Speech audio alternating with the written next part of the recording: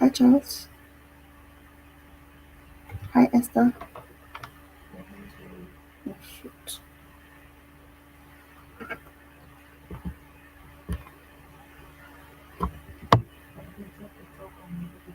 Hi.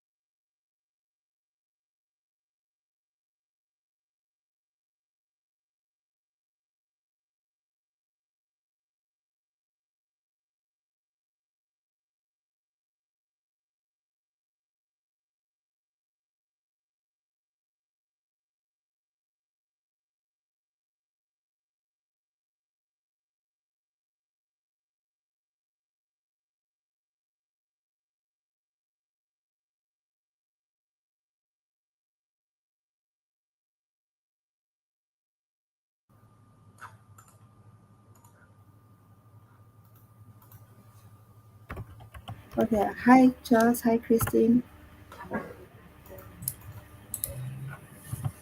Hi, Vanya. Hi, Charles.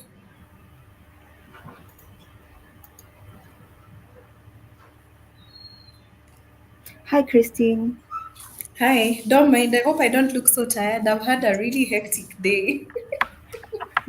No, no, no, no. You're really. Hi, Charles. Hi, Evonia. Can you hear me? Yes, I can loud and clearly hear you. Finally. I know. Thank you. Thank you for user challenges. That was a very Um, good idea to Do the do test. the test run. Yeah. do the test run, and I believe our participants or viewers or attendees will reckon with that. User challenges need to be addressed. Yeah. That's something that they will appreciate. It Yes. is quite irritating when you get into a meeting and people are having technical challenges. Yeah, for sure, for sure. Yeah. So we are waiting on our third speaker, that's Esther Diongo, and I see it's 7 minutes to the hour. Okay. Yeah. Okay.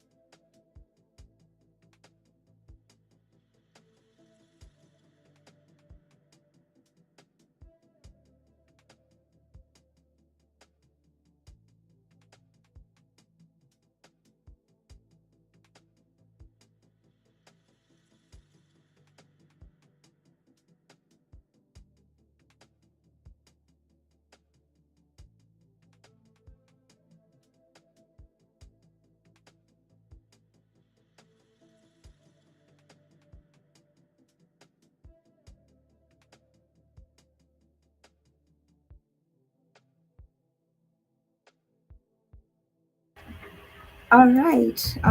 Thank you so much all for joining us today. Yeah. Um, my name is Ivonia Arena, and I am so glad to have you here today for this particular session, important session, communicating sustainability for brand resilience. So I'm truly excited to have you all here. And today's event is all about empowering professionals like you to effectively communicate your sustainability efforts. And sorry, just a minute there, allow us to record this. Yes, so once again, welcome all and thank you for joining us today. So, today's event is all about empowering professionals like you and me to effectively communicate your sustainability efforts and also integrate ethical practices into your brand strategies. So, whether you're from business, NGO, or any other sector, we all know that sustainability and transparency, they are no longer optional. They're very essential for building trust, also engaging stakeholders, and ultimately ensuring long-term success. So before we can dive into today's session, I'm sure some of you have seen like the previous post, which was like a 1 2 1 2 mic testing, and allow me to share something personal. So on what has driven me to create this event. So the idea of do it scared has been, a fire within me for quite some time, and it's not just a catchy phrase. It's a philosophy that I'm embracing, and it's about pushing through the fear, uncertainty, and even self doubt to tackle the challenges that really matter. And to be honest, speaking up for sustainability and also ethical practices in businesses, it can feel daunting, yeah. But that's exactly what we all need to do is to step forward and lead with courage. So this particular event is a reflection of that mindset. And it's my first event under that banner, the Do It Scared banner. And I will not lie, it's a bit nerve wracking to be hosting it for the first time, but I'm confident that this is exactly what needs to happen. And we need to have these conversations, even if it feels uncomfortable or scary, or you have imposter syndrome. Yeah, because whatever we are doing matters. So that's enough about the Do It Scared banner. So, what can you expect over the next hour? One, we'll hear from three incredible speakers who'll just share their insights on different aspects of sustainability communication. First, we explore how transparent communication builds trust with your stakeholders, and then we can dive into integrating sustainability into a brand's identity. How do you go about that? And finally, we look at how to present sustainability data in ways that engage and inform your audience. So after that, we'll have a quick time for a Q&A where you have questions. We will take your questions and you can ask our speakers any questions that you have arising from the discussions. So I will now introduce our fantastic lineup of speakers. First, we have Christine Arandi, who is an environmental, social, and governance specialist at Britam.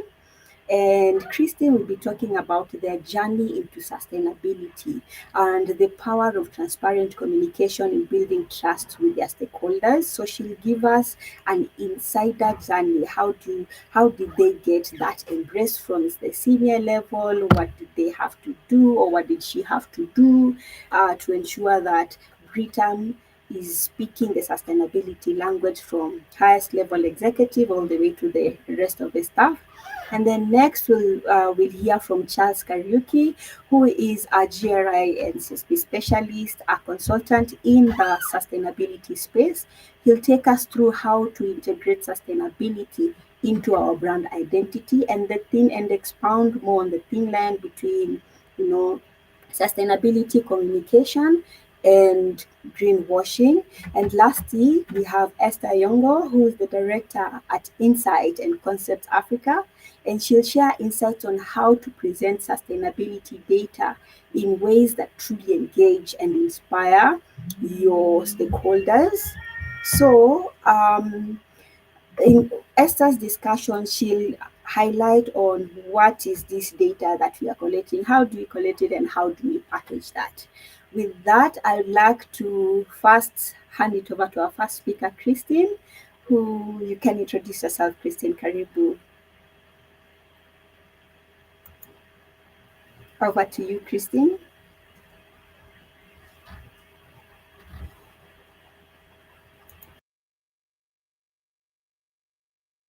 Christine, you're muted. Oh, there. Uh, okay, that's you can hear me now? All right. So thank you so much, Ivonia. This is an awesome initiative.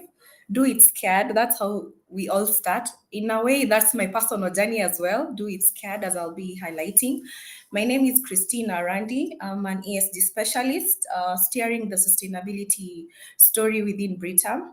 I've been in the space for 1 year in terms of sustainability, but when I think about it, it's something I have been doing for a while on personal level, just that I didn't know that it was sustainability. So I'm looking forward. You wanted me to start talking or just stop at the introduction? How about it? No. We can just we can have introductions and then we can now start on you. So over to you, Charles. A round of introduction, please.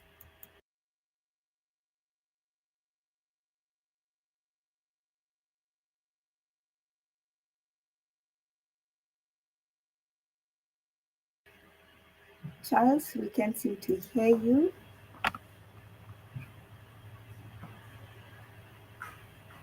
Okay, as Charles prepares, maybe Esther, you can introduce yourself. Everyone. Um, can you hear me? Great. Thank you so much, Evonia, for this initiative. It's so exciting. Sorry, Kristen, can you hear Esther? Yes, Esther, you're audible. Thank you, Christine, for confirming. Yeah, so again, greetings to everyone. It's a pleasure to join you this evening for this discussion. I'm excited about it, and congrats to you, Evonia, for spearheading this and just, initiating a platform for conversation. I'm looking forward to a more engaging interaction as we, talk about sustainability, communications, and, reporting and branding around it. So from me at the moment is thank you for joining, for making time to join. And we hope that this session will also add value to the work that you're already doing. Thanks. And back to you, Anya. Thank you so much, Esther, for that introduction. Charles, are you with us? Good evening, everyone. I hope you can hear me now. Yes, we can. Okay, I'm Charles Kariuki. I'm a corporate sustainability professional. So basically, what I do is I help organizations meet their sustainability objectives, work on their sustainability strategy, and in the integration of sustainability into their business activities. So I'm honored to be here. Thank you, Ivonia, for organizing this. And I hope we learn from each other. Sustainability is quite a new topic, but so all of us are learning as we go. Hope it will be an engaging session and hope to learn from even our audience. Yes, thank you so much. I'll dive in straight to you, Christine. And ideally, Christine, maybe you can give us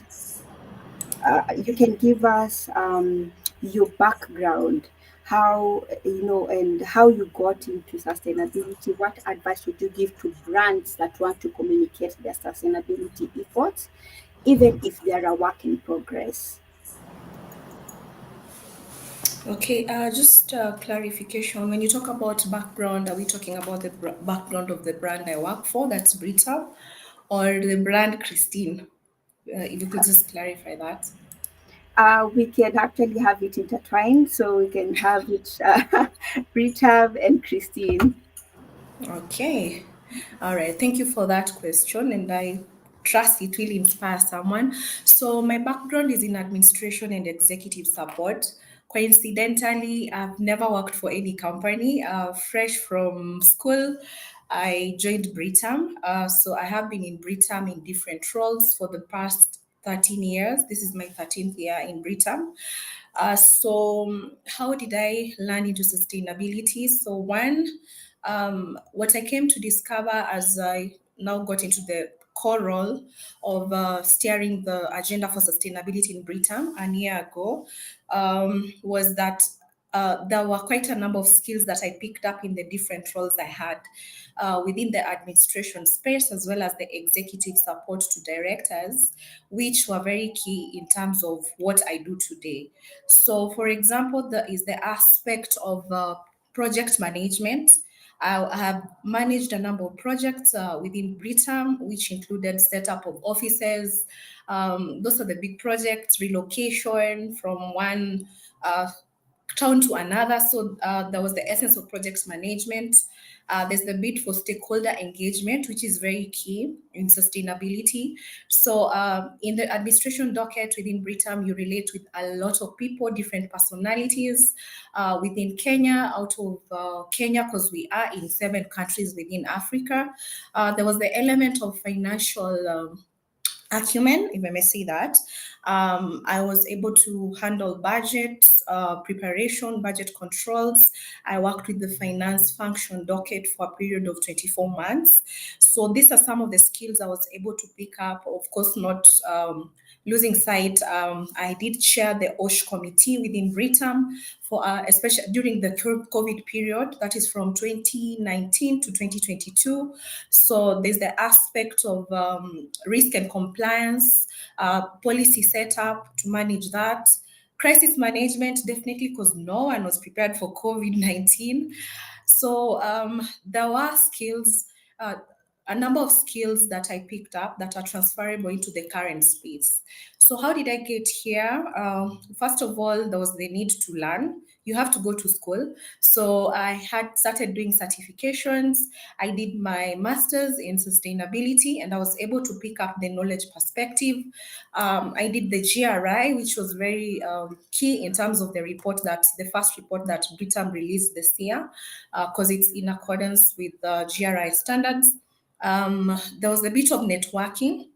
Honestly, you need people who've been there in the space before to be able to understand what the career entails. I want to say being at the right place at the right time and God's favor. Mhm. So when the opportunity came up, I raised my hand. I did it afraid, to be Yeah. honest, because Mhm. coming from this space and everyone is talking about sustainability, and you're seeing people, you're interacting with people, for example, from Europe, South Africa, who are way ahead, Yeah. but you still want to take that there. So I Yeah. did it scared. Yes. Joining the bodies like UN Global Compact was key for us, and the Nairobi Declaration on Sustainable Insurance, because I was able to learn. There are a lot of courses. I was able to network and just peer learning from other industries. So yeah, it's been possible to do that. Mhm. And I'm still learning every day. Sustainability is new. It's a dynamic field. It's changing. You Yeah. can't sleep and snooze and say you got it all. So every single day you learn. So Yeah. that's what I'd mention in terms of that, Livonia. Thank you so much. Now, in terms of the company now, what would you say is the advice you give them as an organization? There's a communication specialist, there's a sustainability officer, there's a marketing or an executive director. What advice would you give them in terms of communicating the sustainability efforts? Okay, so number one, as I indicated, sustainability is a journey. You can never say you've gotten there.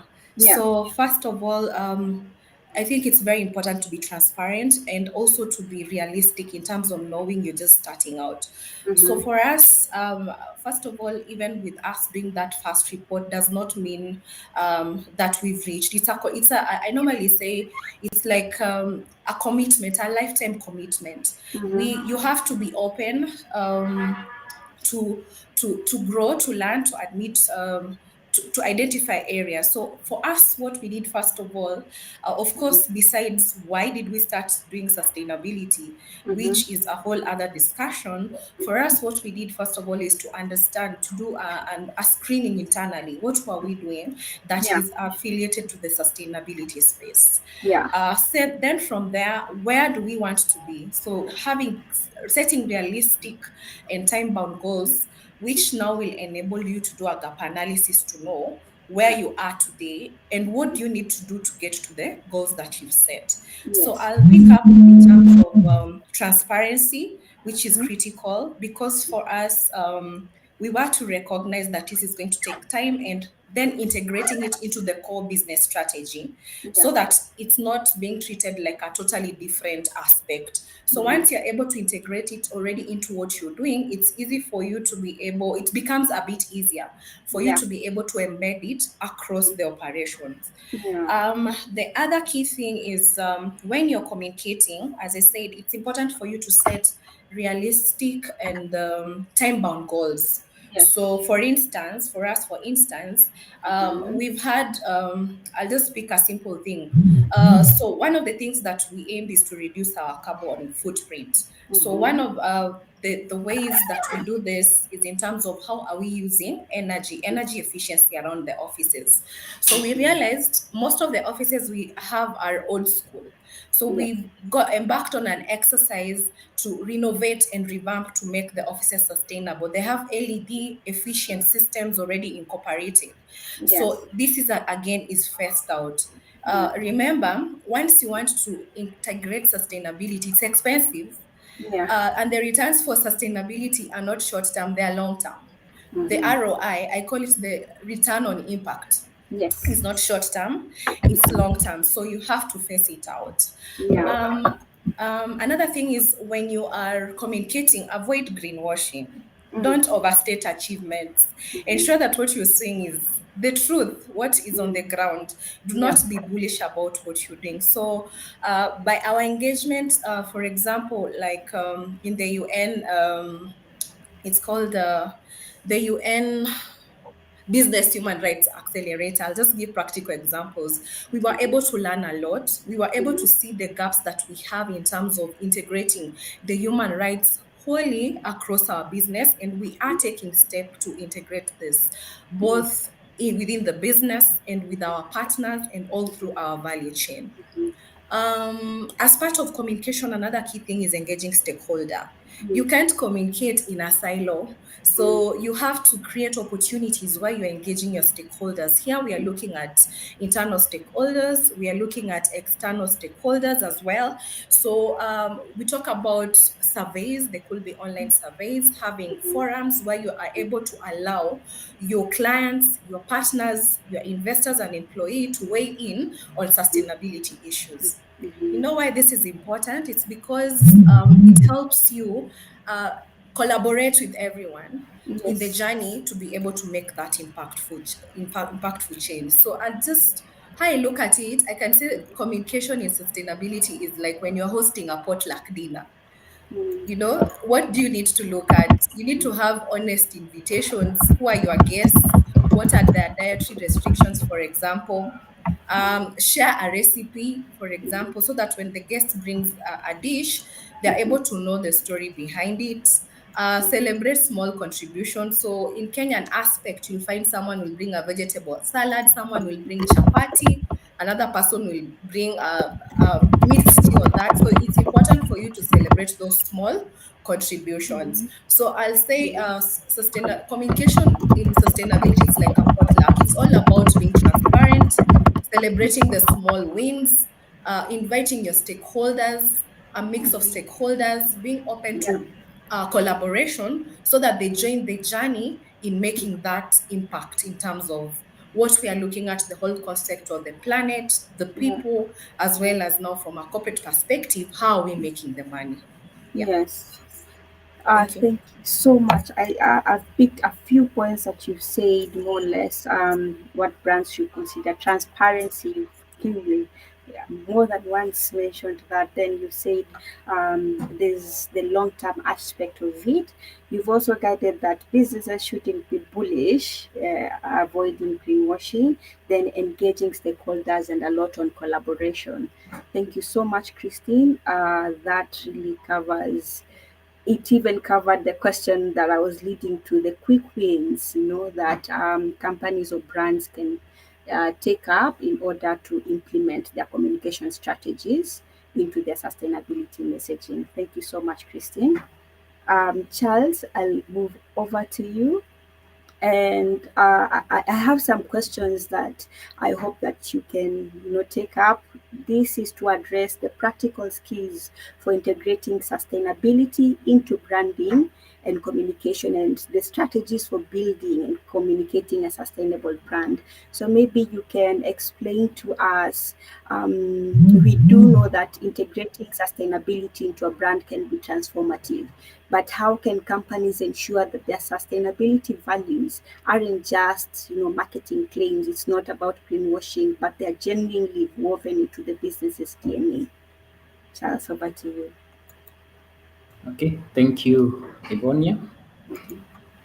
When we talk about greenwashing, Mm-hmm. this most of the time it falls within the branding and communication departments, because when we talk, there are many ways of being a victim of greenwashing.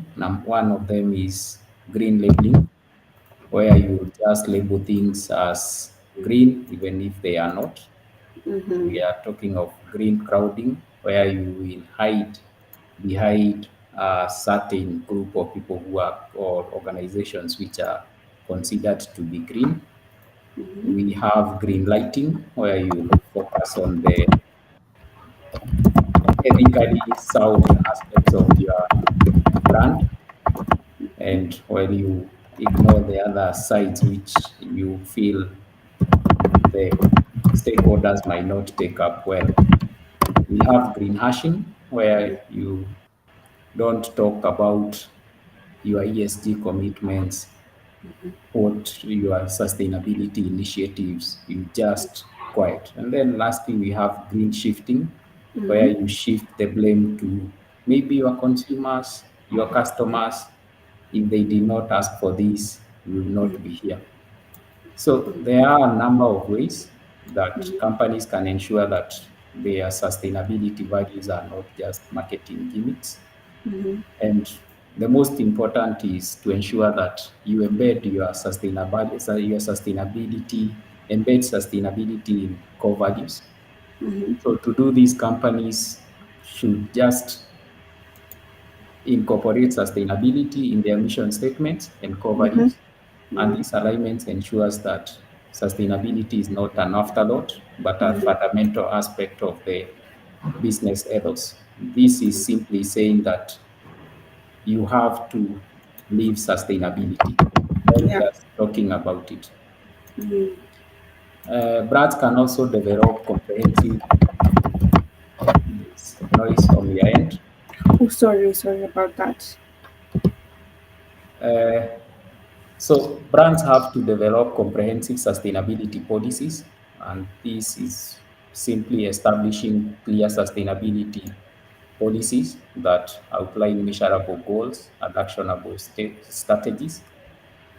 And these policies should cover areas such as human rights and going as far as beyond the business, because when we talk about sustainability, we are talking about conducting our businesses in a way that future generations will be in a position to be able to enjoy the same benefits. It's not just about us. We also have to remember that the core aim of a business is to give returns to shareholders and taking care of the stakeholders' needs. So we have to look at all those things together. The policies we develop, they have to incorporate all of that. You have to think about transparency and accountability. Companies cannot just wake up one day and hide information. They must be transparent. especially with regards to reporting on their sustainability initiatives and progress. This includes publishing sustainability reports that details achievements, challenges, and future goals. Also, obtaining certifications from recognized bodies can validate a company's commitment to sustainability. And here we are talking about something like a B Corp certification or reporting in accordance to GRI. Lastly, the most important is engaging stakeholders. The stakeholder net happens to be quite big. So we are looking at a its active business and its activities. So you be concerned about talking with your staff, engaging your supply and value chain. And the main aim is just to work closely with suppliers, and especially those suppliers who share similar sustainability values. You have to establish partnerships that can enhance overall sustainability of the supply chain and ensure ethical sourcing practices. It's not just going to the market, you must help the suppliers who you have in your existing value chain to be at the same level as your organization. Is that means that they are also working towards sustainability. It does not stop with you, it goes beyond you. The suppliers also have sustainability concerns. When we talk about workers, we are talking about our employees. Are we putting them on board? Are we taking them with us on our sustainability journey, or just a boardroom event activity that we do in our boardrooms and publish a report when it does not trickle down? So these are the things which might affect the way people perceive a brand, because you can be having staff, you can be talking about how sustainable your brand is, but the way your staff conduct themselves, the way your suppliers conduct their business do not speak to that. So I think that's from what I have. Thank you so much, Charles, on that. You've really expounded on that. And I have another question. There's a lot to consider when aligning your brand's value between, the brand itself and your consumers. So maybe you can share how companies can successfully leverage on this alignment to just boost loyalty or even drive business growth. Okay, thank you. Uh, we are living in the era of ethical consumerism, and ethical consumerism is just nothing more than choosing goods that are ethically sourced, ethically made, and ethically distributed. In short, we are talking about choosing goods which are and organizations which are aligned with our values. So, to leverage on this, the most important thing is authenticity. We have been in situations where we've seen companies not aligning to what the values they promote. But the reality of the matter is brands must be genuinely embody the values they promote. And if you don't do that, you become inauthentic, which can lead to consumer skepticism, and this will erode trust. So, to avoid this, companies should ensure that their actions align with their stated value. In April 2023, Bud Light took up this campaign. It was called a walk campaign. They decided to use a transgender member of the community an influencer of their products. While they faced backlash for this inclusivity campaign, it is said that it strengthened connections with consumers who valued its commitment to social values. However, 8 months later, after this woke campaign, Bud Light was still recording lower sales by volume by about 28% compared to similar periods. And this poses a challenge to brands, especially the people working on brand strategy, on how do you tackle such issues. So if you are authentic to your consumers, I think from this case, you can see that most of the consumers were not for felt that whatever Bud Light was doing did not sit well with their values. So the second thing is to integrate values into loyalty programs, and this can be as simple as using loyalty points for charity donations or to fund a tree planting initiative. Loyalty programs mostly are designed to reflect what organizations care about. Traditionally, this has been giving back to consumers, but you can give the consumers an option to pass that on to someone else, maybe needy members of the community. That's why I'm talking about charitable donations or causes they believe in, like tree planting. So if you integrate such values into loyalty programs, that's something that would give you leverage. There's companies can also try communicating purpose-driven initiatives, and this is actively communicating purpose, the organization purpose, and how it aligns with societal issues. And we know very well that purpose-led brands not only attract loyal customers, but they also engage employees who share similar passions. For instance, let's say you are a retail shop, like a supermarket. You can use an online shopping app to show users your sustainability efforts. This will reinforce your brand mission while encouraging repeat purchases.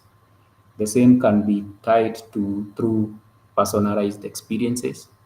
For instance, imagine if you did your shopping and you got a simple message like your purchase today will offset X kgs of carbon of CO2. That would sit well if that's a value that you relate to. The most last but not least, the most important thing is monitoring and adapting. Values keep on changing, and so brands need to keep on monitoring and adapting to consumer expectations. Uh, we have seen lately that consumers have been very active on issues to do with data security. We've seen yesterday on the dailies, a few weeks on the issue with Starlink and how people are willing to onboard because they felt that that would protect their data security rights. So we cannot stop monitoring what customer expectation are and adapt to it. And thank you, unless you have a question. Yeah, just one last question before I can let you go. So maybe you can wrap it up and tell us what are the initial steps that a brand can take or could take if they're just beginning their journey towards integrating sustainability and also ethics into their identity. Yeah. So to start off, the most important thing would be to understand your brand. So you need to do a gap analysis. You need to check the things that you are doing internally. You need to reflect, which reflection is said to be looking inwards. You check inwards, which are these things that we are doing and how our consumers perceiving us. It's one thing to talk about being this company that cares about data security and data protection rights of your customers, while everybody on social media is complaining about that. So you need to first of all check your internal processes, how are customers perceiving you, and try to work on that before you you project yourself or present yourself in a particular way. The other thing we need all to understand is that brand reputation, brand strategy, they reside in the highest offices of the organization. The organization values the brand, so we need to seek approval and commitment from the top management before we even send out our first campaign. And I believe that's the starting point. Look inwards and talk to the board, the highest decision making authority in the organization, and engage stakeholders. Talk to your suppliers, talk to your retailers. What feedback do they get from consumers? You might be selling cement at the lowest price, but your customers feel that it's not the best quality. So, so those are some of the things that's the starting point before you move to the other level. Uh, yeah. Okay, thank you so much. What a fit you're saying, understand your brand, uh, conduct a gap analysis and also look into stakeholder perception. Then you've also mentioned on brand reputation and strategy is at the senior level. So you need approval and consent from the senior level. Then you've also now mentioned engaging stakeholders, which is something also that Christine mentioned. So I guess that's very key when it comes to communicating your sustainability performance as a brand. Thank you so much, Charles, for those insightful points. I'd now like to invite Esther. Esther, you'll be taking us through more or less the reporting frameworks. This is all about sustainability data. And Esther, I'd just like to ask you the first questions in terms to reporting frameworks. You all know that they seem complex or they are complex. Maybe you can demystify that for us. There are so many standards. There's the GRI, there's the CDP, there's the TCFD. There are several frameworks out there. So how can businesses decide on the most relevant framework for their sustainability reporting, and what steps can you advise organizations to take to ensure that their reports are both meaningful to internal and external stakeholders? Esther, over to you.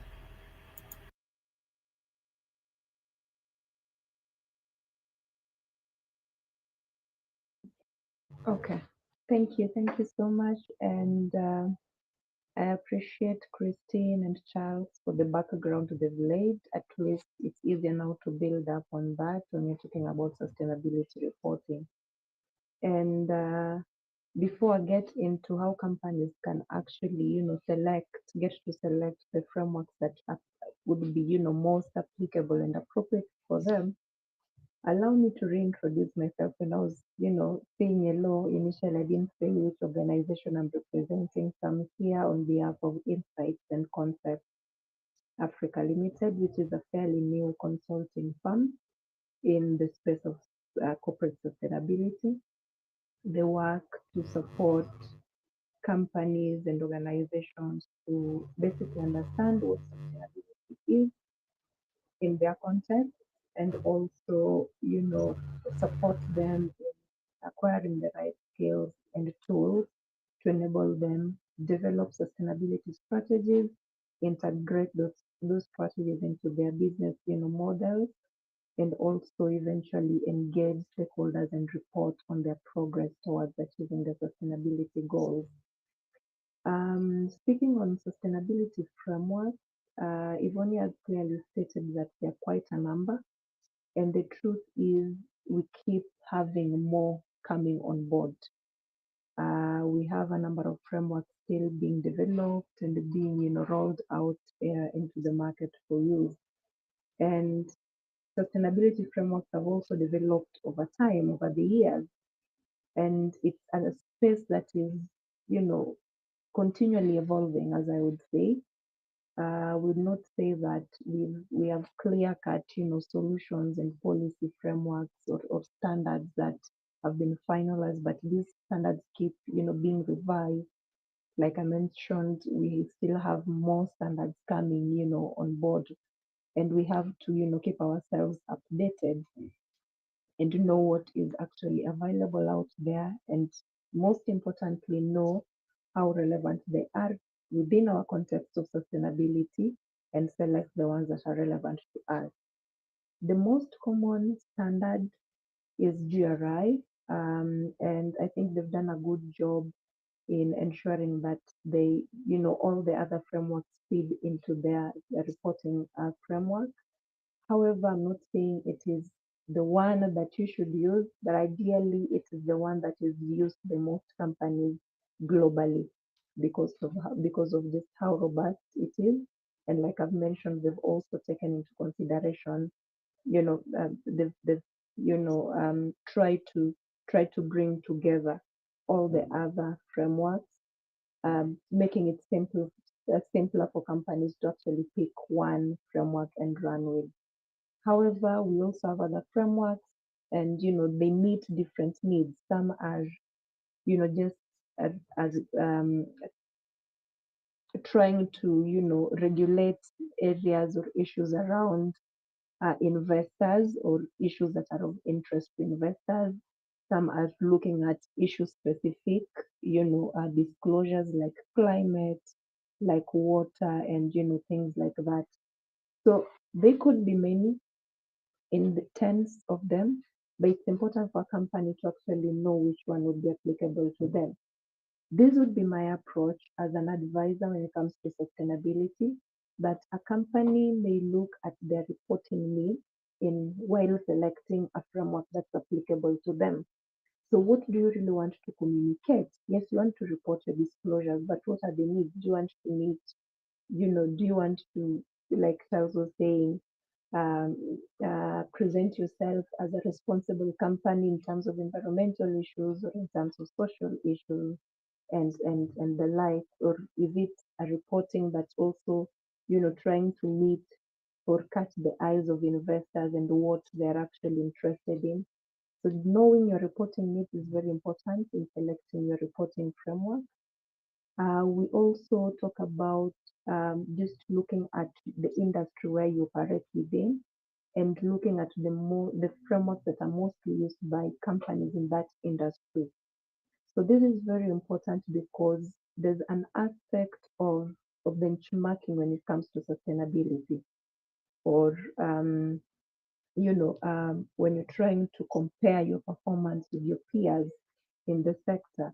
It's important that you also use the same framework that companies that are in that same sector are using for ease of comparability of your disclosures and also your data information that you'll be putting out there. The third reason would be for benchmarking purposes. So in case you want to benchmark with a company, let's say company A, and they've used GRI as a reporting framework, then it would be important for you to also use GRI so that you're able to compare your performance much easily. Or if they use IFRS or ESRS, the environmental, actually the new EU reporting frameworks that are getting into the market. So that need to benchmark with a fellow peer, a fellow company would also help you identify which reporting frameworks to pick. Then you may also need to consider your audience, the kind of information your audience needs, your stakeholders. If it is investors, what kind of information, sustainability information are they interested in? If it's the local community, you may need to consider that, which kind of information they're interested in seeing from your company. Same to your customers, your clients, and everyone else, or even the government. Knowing their needs and interest when it comes to sustainability will make your work easier in also selecting your sustainability reporting framework. Then again, I may also talk about looking at emerging regulations because they also have the tendency of mandating some of the ESG disclosures that you need to put out there. For example, companies now that are having their products in the EU market may now have to start reporting, based on the EU reporting, based on the EU sustainability reporting framework, the ESRS. So that is also important, like I was saying. So knowing those emerging regulations, and I mean those ESRS, the frameworks also, have the specific ESG disclosures that you need to make as a company that then would make sense to you as you decide on which framework to use while reporting. Lastly, I'll talk about markets. It's also linked to the previous point when I was talking about the EU regulations.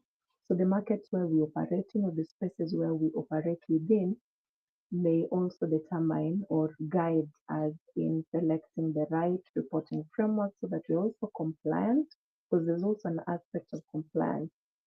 For a long time, sustainability was not quite regulated, but it's starting to be regulated in certain markets. So getting to know what frameworks are actually, used within those markets where you operate within, and the particular requirements, or things, or compliance requirements that you need to, adhere to, will also be very key in helping you select your frameworks. I know all this is very confusing, but when you look at it, at a high level, you're able to actually identify the correct um, framework. And it's also important to say that you don't have to use one framework in your reporting. You can use a number of frameworks or meet all the disclosure requirements in various, like in more than one framework, but still have one report. So ideally, yes, you can be guided by GRI standards when preparing your report, but in the process, you can also ensure that you comply to the disclosures under IFRS or under CDP or under ESRS, to ensure that you give your stakeholders or your audience the bigger picture on how you're performing on sustainability collectively. So Yvonne, I think I can leave it at that. Now, thank you so much, Esther. If I've picked from you, you've said that an organization can select their respective framework guided by either their reporting needs, the industry in which they operate in, their benchmarking purposes, their stakeholders, and also emerging regulations and markets. I think that's very clear for our participants to analyze and see what their needs are. But to move on to what we are reporting, data collection. So on data collection and monitoring, we know that these are foundational in sustainability reporting, and they require a lot really. They require consistency, they require accuracy. What are some of the practical tools that you can suggest or that you can recommend to businesses to streamline their data and ensure quality information for impactful reporting?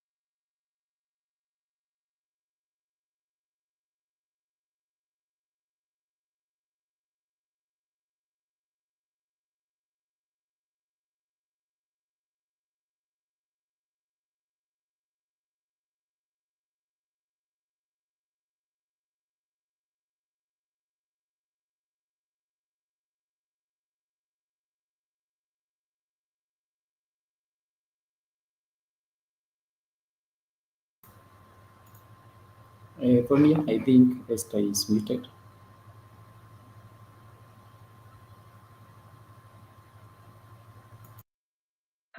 Was I muted?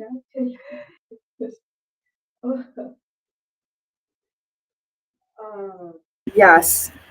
So sorry. Esther, you've been muted.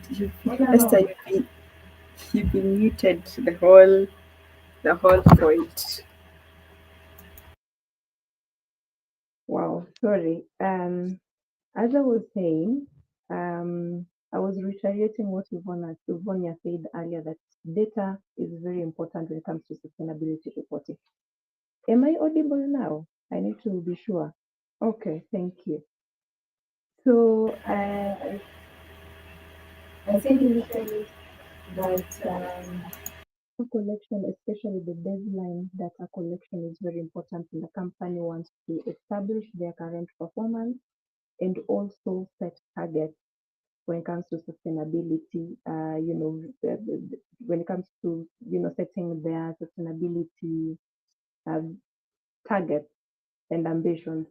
And I think when it comes to it's important that data or targets that are set by companies are scientific where possible and are evidence based. So for you to actually ensure that your goals and targets are evidence based and scientific, you need data to help you do that. So that's why I'm saying data is the backbone of sustainability reporting.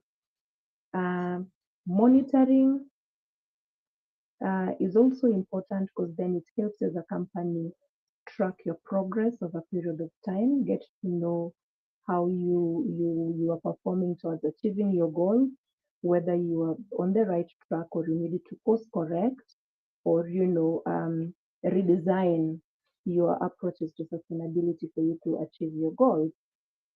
So with all that said, it's important that your data is as accurate as possible and is also consistent as much as possible. And for those who are doing reporting, you also know that the data should be verifiable. If I collect it and report it, if I have like a third party coming to maybe assure my information, they should be able to get the same data. So accuracy, verifiability is very key, and that means that our data has to be handled.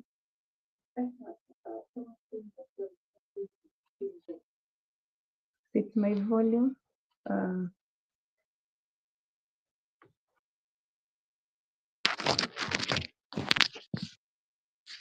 okay, how about now? I'll try and shout a little. Yeah, then Charles also talked about greenwashing. Christine also mentioned it. And greenwashing starts from, data collection and data management. So ensuring that there's also accuracy, balance. For you to ensure that you have balance in your reporting, your data has to be correct from the word go. So these would be my tips to companies to ensure that their data is accurate as much as possible and also complete, because incomplete data also give you, incomplete information, and also basically you won't be able to judge the correct performance of a company with incomplete data. So completeness is also very key. So I've mentioned qualities of good data: accuracy, completeness, verifiability. So one thing, one action a company can take to ensure that they have quality data is investing in an integrated data management system, ensuring that we have tools or systems that collect data real time, and we're able to even monitor our key KPIs on a dashboard. And I think right now we have so many people that are developing tools that companies can use in this space. We have a number of sustainability tools getting into the market that companies can take advantage of to ensure that their data is integrated, is real time, is also available to everyone at any given time. We also should focus on standardizing our data collection processes. And this begins by identifying the correct KPIs, the specific KPIs that you want to monitor. If it's environmental issues, in terms of maybe water consumption and management, what are your specific KPIs that you want to monitor? Then standardize how that data is collected, recorded, and stored, also handled. Because that, if it's not standardized, then we may have, varying data at any given point. Then automate the process where we can. If we can collect some data automatically, it's important to do that. That eliminates the possibilities of human error. Then we can also conduct regular audits of our systems, or our data management systems rather, to ensure that actually our systems are, you know, consistent, are standardized. We are not getting wrong data. If there are any errors or risks, they are managed in good time. Then lastly, building on the capacity of people that are handling and managing data is very important, because you don't want to assume that they know what they're supposed to do while they actually do not know. So build their capacity, give them the right tools, so that they're able to actually collect this data and report it, or manage it the right way to enable you have a balanced reporting, reported information. So those would be my take. Let me leave it at that because of time. Thanks. Thank you, Esther. Before I can ask you the last question, I'll just jump to the point you said the point on investing in an integrated data management system. I think I just want to be real at this. Sustainability is usually a side budget, like it's a side so far. With all honesty, it's not upfront. It's not something that we will spend monies on. An integrated data management system sounds like a cost that will be told shelve that, or is there no cheaper way? How then do we create? I know you've also mentioned tools. Are some of these tools free, or at low cost, to ensure that organizations are actually collecting data that is accurate, complete, of quality, and verifiable, but of course not free, but at a reasonable or starting of cost, to just get us off the ground. Yeah. Well, I think we keep saying that sustainability is expensive. We mostly don't have budgets for it, but we flip the coin and also say that when you do it correctly, there's value in that investment. And that's what we always say, that, it's the approach that sustainability leads should take. Yes, present the cost of investment, but also present the return on investment. So you're able to balance. Sorry, have you lost me? No, no, no, no, we can hear you. I thought I dropped off. It's okay. So basically, to invest in these tools, uh, however, we have those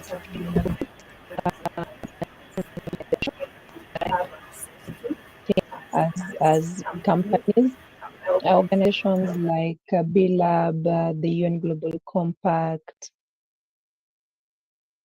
can build some tools that we could leverage or could use to address the need to use our data collection processes. From that, the integrated data collection, data management systems, yes, I would say they are costly, but I'm not saying that so that companies do not, invest in them. And I think through consultancy firms, you're able to get into an agreement with, the owners, or the owners of the systems, to actually just have your data managed through their systems, and also generate your sustainability reports through those tools. So it's a cost one, worth investing in my opinion, because when you consider collecting the data manually, I think that would be more costly and more challenging to an organization as compared to just, banking on a system that works and enable you to you make informed decisions in, in a second. So it's costly, but let's invest in the cost. Thank you so much, Esther. Just I know the time is not on our side, but I'd like to rush through the last question. When engaging stakeholders through sustainability data, we know that's quite powerful, and it often requires thoughtful communication. So, how can companies tailor their report? I don't know whether we'll be repeating or you've mentioned it earlier, but how can companies tailor their reporting and also their monitoring M&E, the monitoring and evaluation results to speak effectively to the diverse stakeholders from investors to customers, while also maintaining transparency within the organization and also alignment to their own sustainability goals. So, what's that balance? Thanks. I'll be very brief. So most companies do the one sustainability report. They could print it or it could be available digitally for stakeholders to access. However, in my opinion, that shouldn't be the end of disseminating the report or communicating your performance to stakeholders. We should go a step ahead and curate key messages in regards to the specific needs of our stakeholders. So, for example, if your employees are interested in job creation, job security, and professional development kind of information, then maybe you should get experts from that report and share those with the employees because that is what interests them. If you're speaking with your investors, then maybe you should lift from that big report, lift out and share with them how you're managing risks, how you're performing financially, and also the long-term value for sustainability investment. If it is the local community, their interest may be on economic development and opportunities, quality of life, environmental health, all those things. So getting to know what your stakeholders, the specific interests are when it comes to sustainability should help you as a company then curate key messages that address those needs that then you communicate to them. And the communication should be through avenues that are actually practical. You don't send an email to communities or wherever. You instead hold, maybe a public baraza to disseminate or to just discuss those specific areas of performance. So our reporting should take many styles. We should maybe consider storytelling, visual presentation of our performance. We should also maybe consider, for government sake, maybe just look at how we performed in terms of regulatory compliance, because then that will meet their interest. So in a nutshell, I'm saying communication and meeting stakeholders' need is very key. So effective communication is very important in this matter.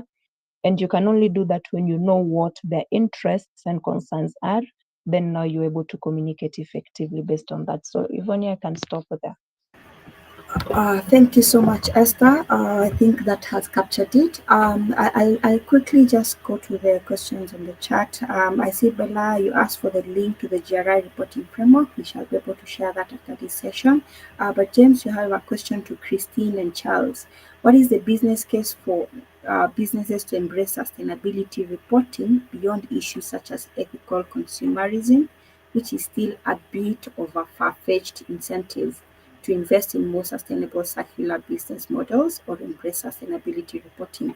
So maybe I'll start with you, Charles, and then you can hear from Christine with additional points. Thank you, Evonia, for this.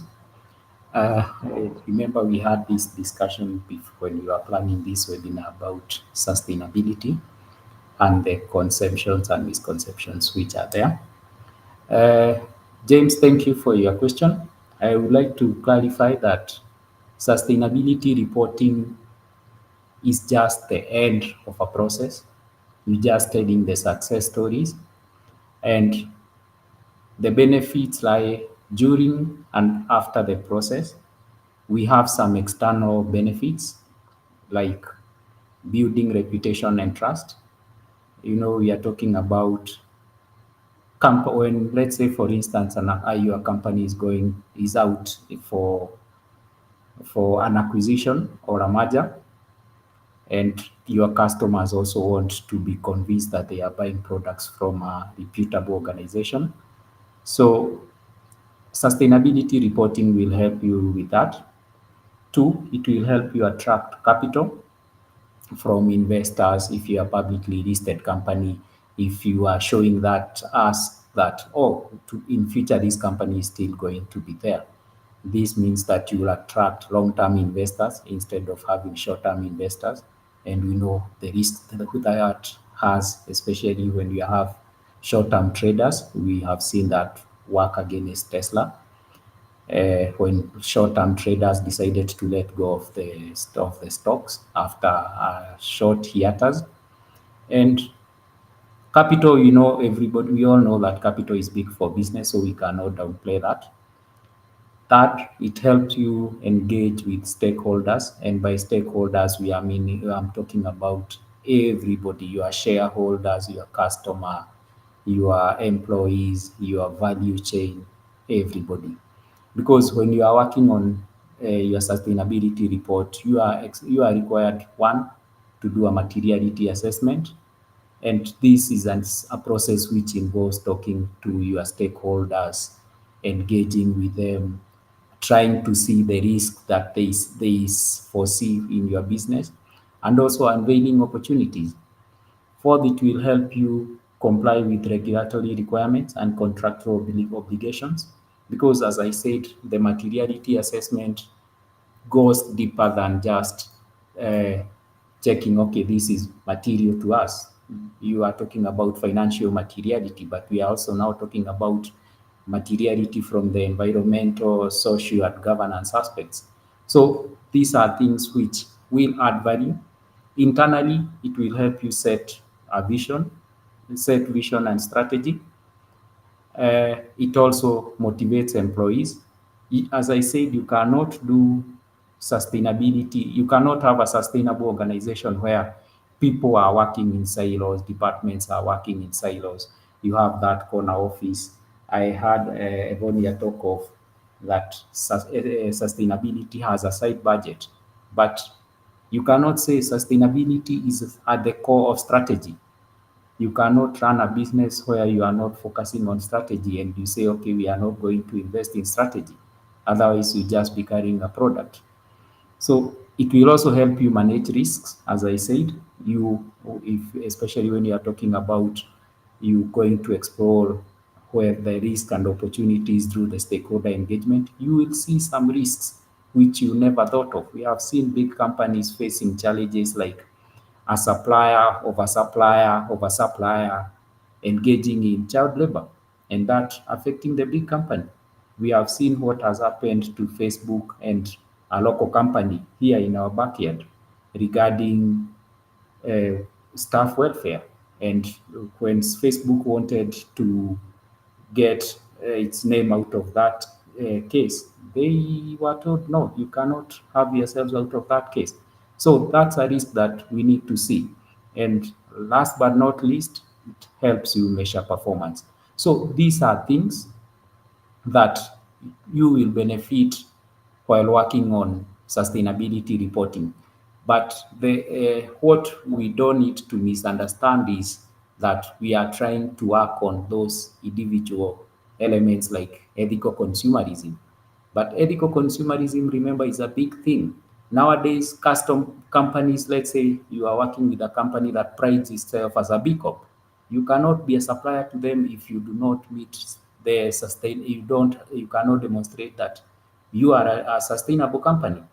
If, let's say, for instance, you are a B Corp and you are looking at your sustainability, you would want to engage only suppliers who will be sustainable, because your business is dependent on suppliers. So there is that connection that we need to understand, that it's the journey that matters, not the report. The report can be as simple as a 10-page, but the journey that you take towards sustainability, it's thought provoking, and that's what we want. We are trying to help people understand that it's not about the report, It's about the journey and the impact that you have. Because when we talk of sustainability, we talk of integrating sustainability into strategy. Mhm. So at the core of your strategy, you have sustainability. Will your business be there tomorrow? Will you be able to meet the stakeholders' needs? Will you be able to give your shareholders the return on investment? Will you be able to offer employment to your employees?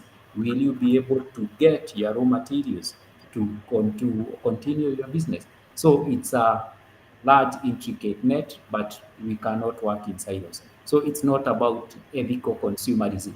This is just a small element that we are looking at it from the consumer's lens. Thank you. Thank you so much. I think you have really summed up that question. I hope you answered, James. Christine, unless you have something to add, but I would like to close it. We've really taken up time. Do you have anything to add, Christine?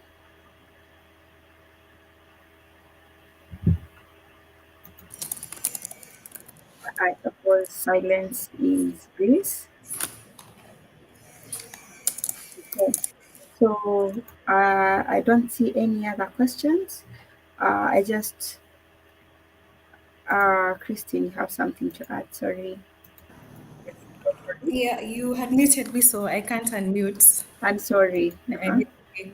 So yeah, Chelsea has been quite comprehensive in terms of covering the business case of sustainability and why report. I think what I can add is just throwing a spanner into the works in terms of the discussions that happen from moving sustainability from a side chat to the main chat because it's a strategic imperative.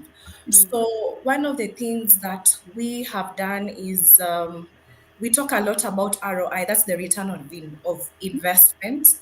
But how we changed our business case to get a buy-in, even from the executive leadership, yes. is changing that into what I said earlier, return on impact.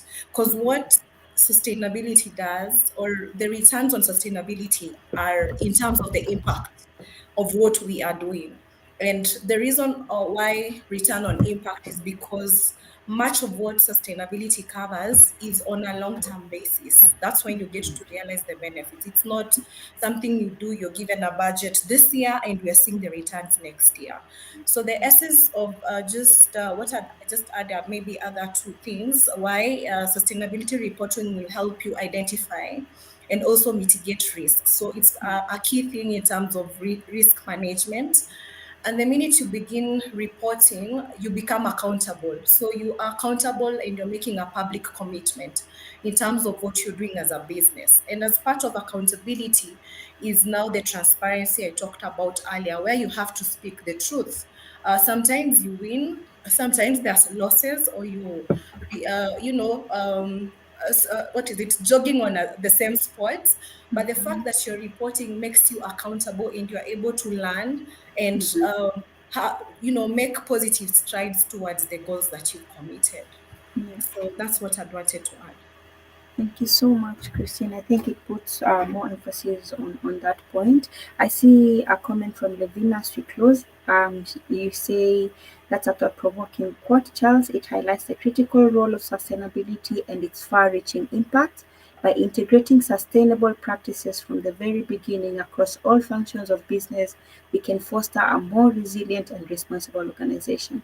It's a compelling reminder that sustainability isn't just an add on, it's fundamental to our success and longevity. I think you've put it quite well. Time is far much gone now. I'd just like to say thank you to our speakers, thank you to our audience, thank you for joining us today for this session. This recording will be live, will still accessible on my LinkedIn page and also my YouTube page, that is the Do It Scared.